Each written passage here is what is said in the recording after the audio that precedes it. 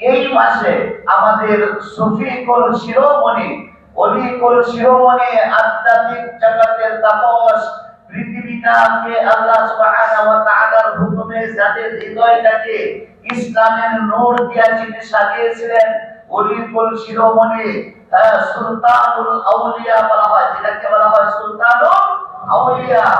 সাধক জগতের যিনি উচ্চ শৃঙ্গে যিনি আরোহণ করেছিলেন, অলিকুল শিরোমণি লক্ষ লক্ষ কোটি কোটি মানুষ ওনার চেহারা দেখার সাথে সাথে যিনারা পুরা হৃদয়টাকে ইসলামে সাজিয়েছিলেন, ওনার চেহারা দেখার সাথে সাথে সেই অলিকুল শিরোমণি খাজা মাঈনুদ্দিন চিশতি হাসান সাজ্জাবি সুলমা আজমিরি রাহিমাহুল্লাহু তাআলা এই রজব মাসে উনি দুনিয়াতে আগমন করেছিলেন।